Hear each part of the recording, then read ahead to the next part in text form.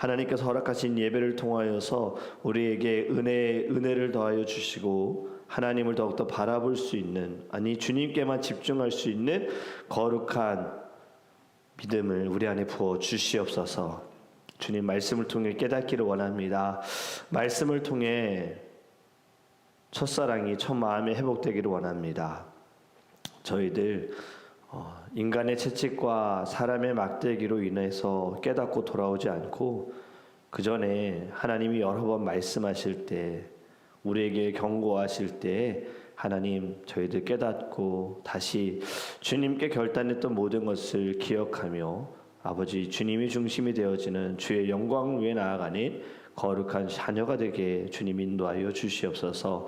오늘의 한날도 주님이 동행하실 줄 믿사오며 예수 그리스도의 이름으로 기도합니다. 아멘. 네, 오늘 우리 계신 하나님의 말씀 함께 보겠습니다. 마가복음 8장 1절에서 10절입니다. 마가복음 8장 1절에서 10절 말씀입니다. 제가 준 성경책은 신약성경 66페이지입니다. 마가복음 8장 1절에서 10절입니다. 신약성경 66페이지 우리 함께 읽도록 하겠습니다. 그 무렵에 또 큰 무리가 있어 먹을 것이 없는지라 예수께서 제자들을 불러 이르시되 내가 무리를 불쌍히 여기노라. 그들이 나와 함께 있은지 이미 사흘이나 지났으나 먹을 것이 없도다. 만일 내가 그들을 굶겨 집으로 보내면 길에서 기진하리라. 그 중에는 멀리서 온 사람들도 있느니라. 제자들이 대답하되 이 광야 어디서 떡을 얻어 이 사람들로 배부르게 할 수 있으리이까? 예수께서 물으시되 너희에게 떡 몇 개나 있느냐 이르되 7이로소이다 하거늘 예수께서 무리를 명하여 땅에 앉게 하시고 떡 7개를 가지사 축사하시고 떼어 제자들에게 주어 나누어 주게 하시니 제자들이 무리에게 나누어 주더라. 또 작은 생선 2마리가 있는지라 이에 축복하시고 명하사 이것도 나누어 주게 하시니 배불리 먹고 남은 조각 7 광주리를 거두었으며 사람은 약 4,000명이었더라. 예수께서 그들을 흩어 보내시고 곧 제자들과 함께 배에 오르사 달마누다 지방으로 가시니라. 아멘. 네, 아마 이제 막 교회에 다니고 성경을 읽으신 분들은 이 말씀 어디서 읽은 것 같은데 라는 생각이 들 수 있습니다. 왜냐하면 이미 앞에서 비슷한 기적이 있었기 때문입니다. 우리의 삶을 보면요, 부족하다라고 생각하는 자리에서 오히려 그때 하나님의 역사가 나타나는 순간들이 있습니다. 내 삶에서 공허하다고 느끼고 실패했다고 느끼는 순간에 오히려 더 주님을 만나는 경우들도 있습니다. 왜냐하면 하나님께서는요, 빈자리에서도 여전히 일하시고 오히려 우리가 아무것도 없을 그때에 하나님만 보이게 되는 경우들이 있거든요.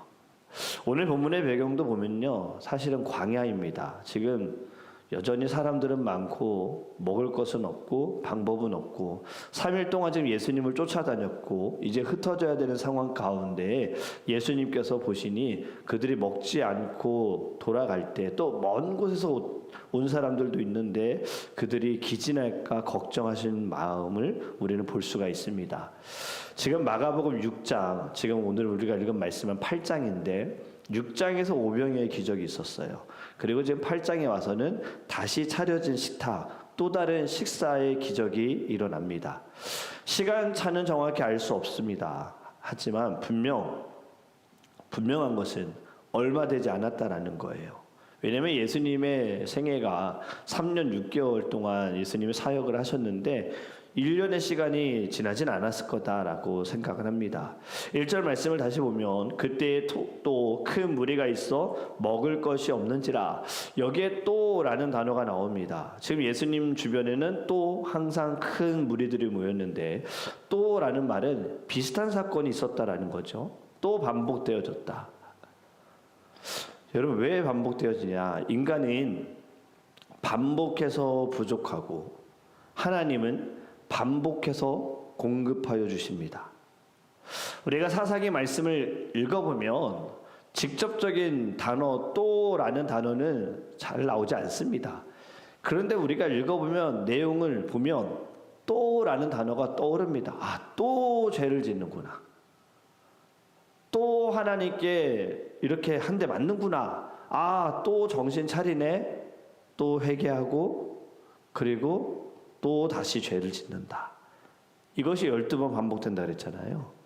우리의 삶도 우리의 인생도 또는 아닐까? 여러분, 우리 말씀, 오늘의 말씀을 통해서 좀 우리의 신앙을 잘 점검했으면 좋겠고요. 2절에 또 이렇게 말씀합니다. 내가 무리를 불쌍히 여기노라. 여기서 불쌍히 여긴다, 헬라어로 스프랑크 니조마이라는 뜻인데, 가벼운 감정이 아니라 이 단어는요, 속이 뒤틀릴 정도로, 내장이 뒤틀릴 정도로 깊은 슬픔, 깊은 긍휼을 이야기합니다. 하나님의 은혜는요, 바로 스프랑크 니조마이, 우리를 볼 때 하나님은요, 막 속이 뒤틀리는 사랑이다라는 거예요. 우리를 볼 때 막 속이 뒤집히는 마음으로 불쌍히 여기신다. 그렇기 때문에 하나님의 은혜는 인간의 조건에서 오는 것이 아닙니다. 인간의 성품에서 열심에서도 오는 것이 아니라 하나님의 성품 자체가 늘 우리를 향해서 항상 불쌍히 여기신다라는 거죠. 오늘 등장한 사람들을 보면, 예수님을 따른 사람들을 보면요, 어떤 특별한 것을 요구하지도 않았습니다. 아무것도 사실 요구하지 않았습니다. 고쳐달라는 이야기도 없었고, 말씀을 들려달라는 이야기도 없었고, 또 이들의 믿음이 뛰어난 것도 아니고, 지금 단지 하나, 배가 고프다라는 거예요. 사람들이 배가 고프다고 말한 것도 아닙니다. 예수님이 먼저 움직이셨다라는 거예요. 우리가 잘 알듯이 말씀에 하나님이 세상을 이처럼 사랑하사 독생자를 주셨으니 이는 저를 믿는 자마다 멸망치 않고 영생을 얻게 하려 하심이니라. 하나님께서 우리를 사랑하셨고 하나님이 행동하셨다라는 이야기입니다. 여러분, 지금 이 말씀 가운데에는 예수님이 이미 모든 것을 알고 계시기 때문에 예수님께서 불쌍히 여기는 마음으로, 긍휼히 여기는 마음으로 식사를 요구하지 않은 사람들에게 음식을 제공하기를 원하셨다라는 거죠. 바로 이것이 뒤틀리는 하나님의 긍휼하심. 저와 여러분에게도 주님은요, 똑같은 마음입니다. 우리가 왜 힘들고 어렵고 왜 나만 외로운가, 왜 나만 혼자 내버려 두는가라고 생각하지만 지금 주님은 속이 뒤집히시는 거예요. 우리를 보실 때 너무 불쌍히 여기시고 내가 흘리는 눈물보다 주님이 더 많은 눈물을 흘리고 계시다는 것을 여러분 깊이 묵상하시기를 주님으로 축복합니다.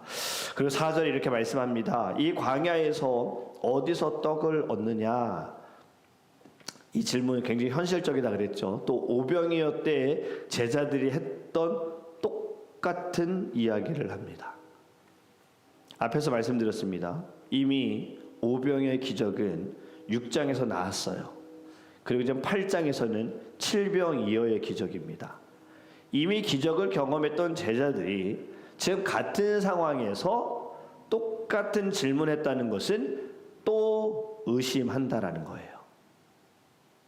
예수님이 분명히 오병이어 물고기 2마리와 보리떡 5개로 5,000명, 여자와 아이들까지 합치면은 10,000명 이상의 사람들에게 예수님 먹이셨어요. 그런데 지금 같은 상황에, 정말 똑같은 상황에 똑같은 문제 가운데 제자들은 또 의심한 겁니다. 사실 믿는다면 어떻게 반응해야 합니까? 주님, 저희가 어찌하면 좋습니까? 말씀해 주세요. 주님, 가르쳐 주세요. 저희들이 말씀하신 대로 하겠습니다.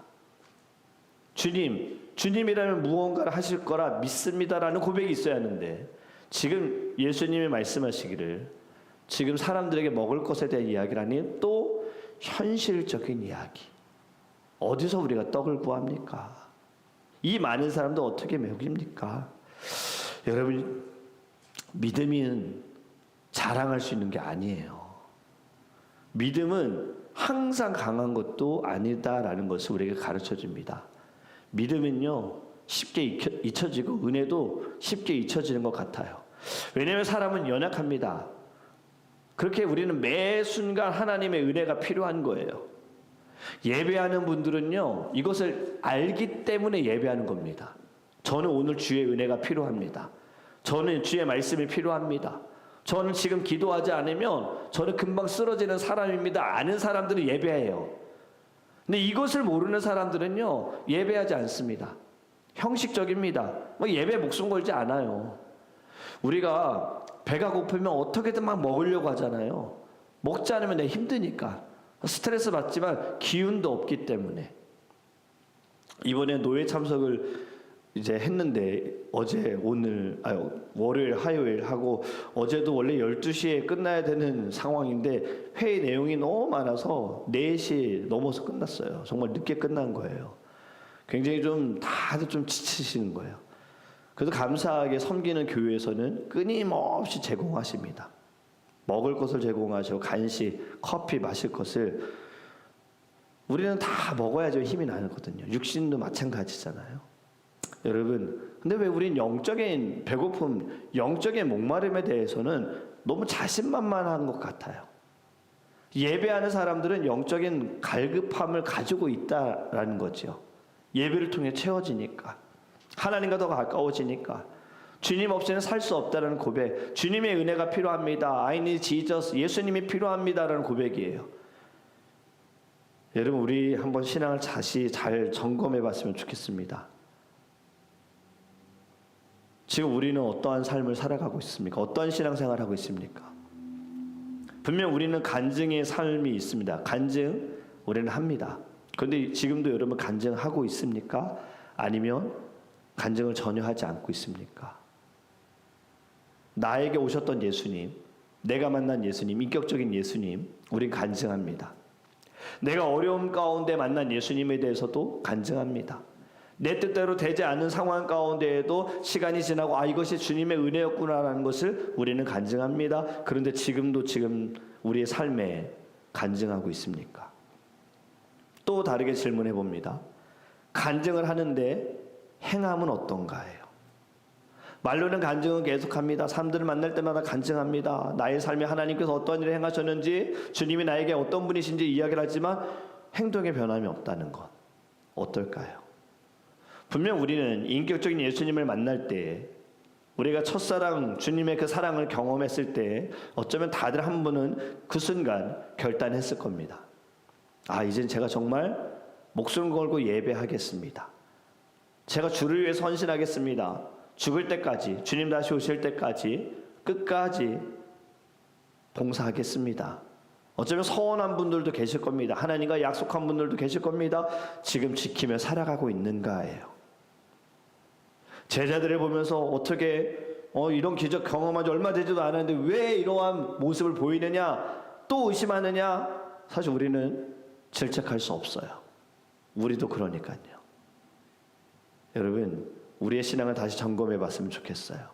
5절에서 예수님이 이렇게 또 질문하십니다. 너에게 떡이 몇 개 있느냐? 지금 신앙의 방향을 바꾸는 질문입니다. 우리는 보통 이렇게 묻습니다. 왜 이렇게 부족한가? 왜 우리는 잘 안 되는가? 하지만 예수님은 물으세요. 지금 너가 가지고 있는 것이 무엇이냐? 너의 손에 있는 것이 무엇이냐? 여러분, 잘 우리가 생각해 보면 주님의 능력은 말씀만으로도 충분히 기적을 행하실 수가 있습니다. 말씀만으로도 사실 이렇게 굳이 막 떡을 떼고 물고기 나눠주지 않아도 주님이 말씀하시면 사람들에게 그 배고픔 해결 안 될까요? 포만감 있을 겁니다. 배부르다. 수고하지 않아도 배부르게 하실 수 있는 능력이 있지만 예수님은 그렇게 하지 않으셨습니다. 예수님은 도구를 사용하신다라는 거예요. 지금 오늘 7개, 여러분 지금 떡 7개, 7병2어는 떡 7개고 물고기 2마리 2어잖아요. 지금 딱 7병2어만으로 주님은 능력을 행하실 수 있는데 왜 이것을 찾으시느냐? 7개 사실은 거의 없는 수준이죠. 떡 7개로 이 많은 사람들 먹일 수가 없어요. 하지만 하나님은요, 없는 것이 아니라 있는 것을 가지고 사용하신다라는 거예요. 하나님은 인간의 노력, 인간의 공로 필요하지 않습니다. 하나님이 원하시는 것은 무엇이냐면 순종이다라는 거예요. 비록 가진 것이 적을지라도 순종하면 된다. 협력이 아닙니다. 내가 뭔가를 드렸기 때문에 하나님 이거 사용하셨다라는 것이 아니라 우리의 마음을 보시는 하나님, 바로 하나님의 주권적인 사용인 거예요. 가진 것이 없어도, 가진 것이 적어도 하나님께 드려질 때, 하나님의 손에 있을 때에 놀라운 능력이 나타난다라는 거죠. 두 렙돈을 드린 여인을 생각했으면 좋겠습니다. 예수님께서 성전에 계실 때에 많은 것을 드렸던 사람이 있지만 예수님께서는 가장 적은, 하지만 자신의 것을 다 드린 두 렙돈, 이 여인을 칭찬하셨습니다. 저가 더 크다라고 말씀하셨어요. 중심을 보셨다라는 거죠. 적은 것일지라도 하나님께 자신의 전부를 드리는 마음이 하나님은 크게 받으셨다라는 거예요. 이번 노예는 세안교회에서 모임을 가졌습니다. 또 세안교회 이번에 이제 담임 목사님이 새로 이렇게 트랜스퍼 되는 과정에 이제 시험도 보셔야 되고 해서 세안교회에서 섬겨주셨는데, 가서 보니까 세안교회가 또 건물 하나 건축하려고 지금 준비하고 있더라고요. 비전센터. 그 교회에 옆에 이제 또 체육관을 지어서 이제 거기에서 예배를 드리고 있는데, 또 비전센터를 하나 건축하려고 지금 계획하고 있더라고요, 교회가. 근데 거기 헌금 봉투 옆에 보니까 종이 한 장이 있어요. 그래서 뭔가 이렇게 좀 봤더니 이제 비전센터를 건축하면서 그 건축되어지는 곳에 무엇으로 쓰여질 것인지 이제 있고 금액이 쓰여져 있어요. 그러면서 헌금은 이제 벽돌 헌금이다 해서 벽돌 한 장에 10불씩 감동되어지는 대로 얼마씩 드릴 것인지 작정하여서 쓰고 이제 하나님께 서원하여서 이제 그 기간에 맞춰가지고 드리자라는 것을 진행하고 있더라고요. 참 교회는 항상 주의 종이 바뀌거나 또는 교회가 건축되어지거나 이전되어질 때 항상 큰 시험이 옵니다. 왜냐하면 사람들의 마음이 의견이 좀 다 다양하기 때문에 그런 거예요.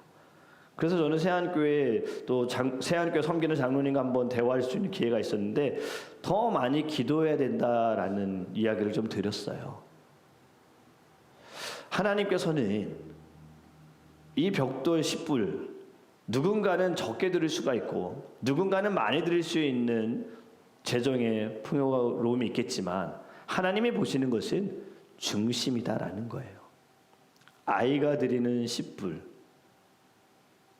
하나님께서는 그 아이의 중심을 보시고 더 크신 일을 행하실 수 있다라는 거죠. 그것이 오병이어의 기적도 아이가 예수님께 가지고 온 바로 자신의 도시락으로 하나님이 하셨던 큰 일들. 우리는 자꾸 자라면서 뭔가 큰 일을 해야 된다라는 생각을 합니다. 뭔가 더 열심히로 해야 된다는 생각을 합니다. 그런데 오히려 이 큰 일을 해야 된다라고 생각하는 사람들이 더 쉽게 시험에 빠지더라고요. 왜 그럴까요? 큰일이 안 되어지니까 시험에 드는 거고 자신의 생각대로 안 되니까 시험에 드는 겁니다. 그리고 큰 일로 하나님이 역사하실 거라는 잘못된 생각을 가지고 있기 때문에 시험되는 거예요. 이제 우리는 생각을 좀 바꿔야 합니다. 작은 일로 하나님은 더 기뻐하실 수 있어요. 그 교회가 자꾸 뭐 큰 행사만을 하는 것이 중요한 것이 아니라 작은 모임들, 작은 예배들, 지금 매주 수요일마다 중보기도팀이 모이고 있어요. 그 모임이 하나님은 오히려 더 기뻐하실 수 있다는 거죠.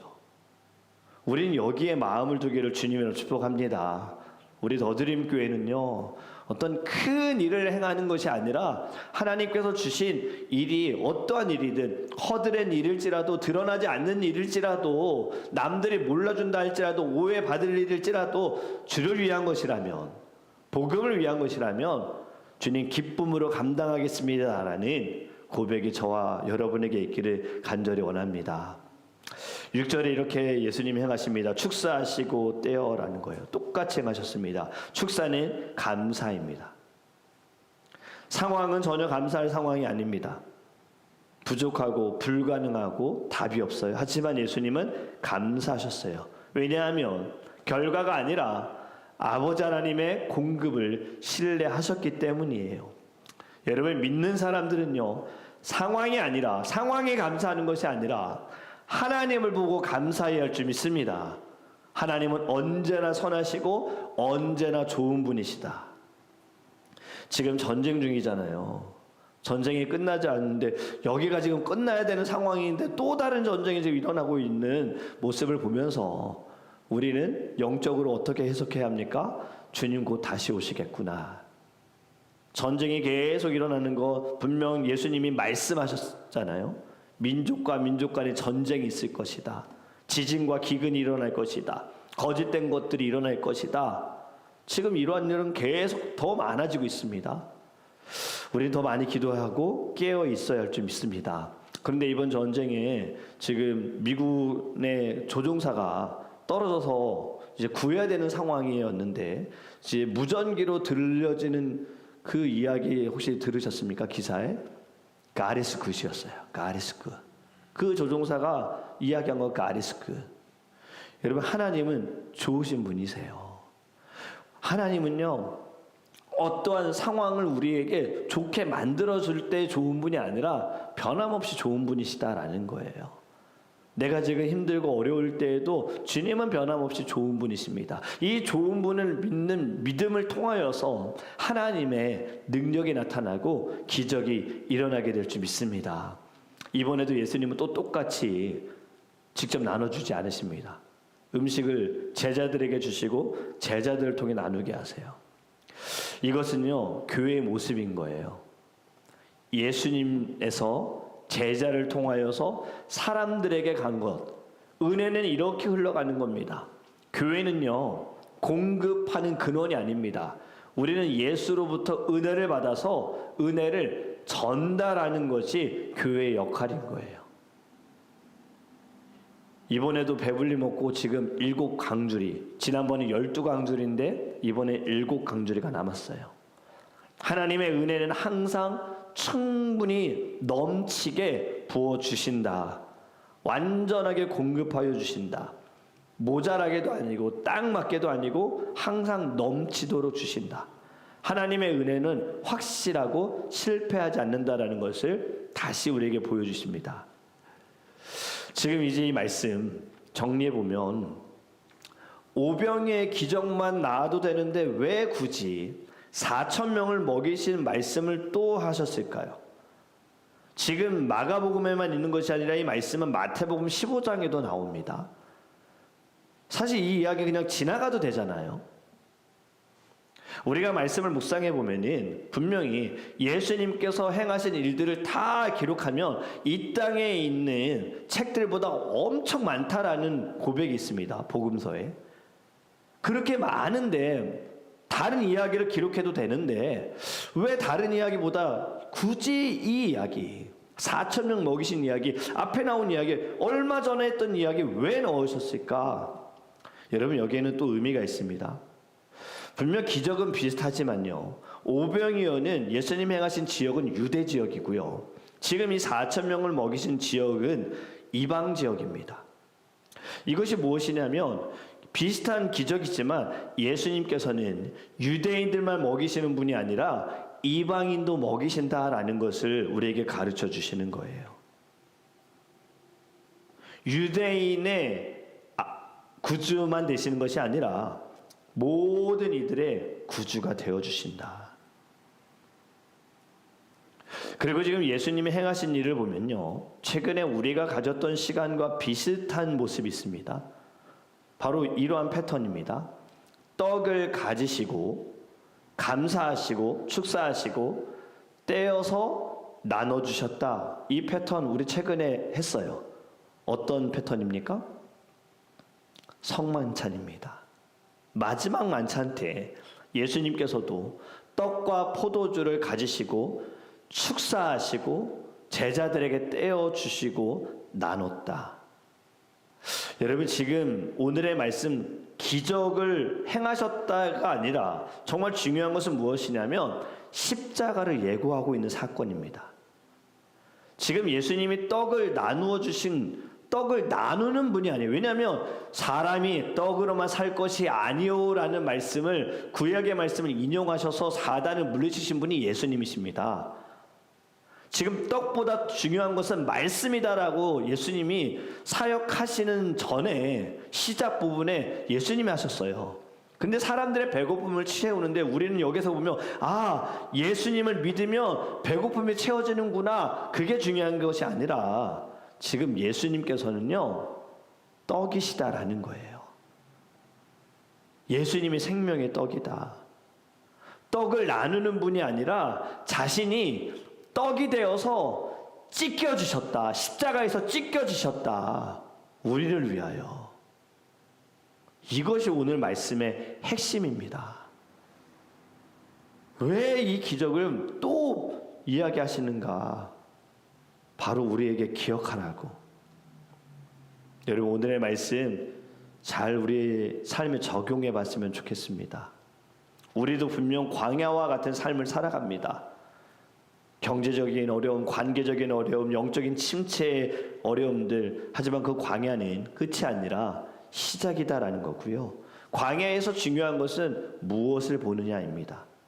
제자들은 지금 문제를 보았고 예수님은 가능성을 보았어요. 우리도 자꾸 무언가를 해야 할 때, 때로는 어려움을 만날 때, 교회에서 섬길 때에도 마찬가지고요. 여러분의 삶에서 한 걸음 내디딜 때에도 문제를 보지 않으셨으면 좋겠어요. 가능성을 보세요. 주님을 보세요.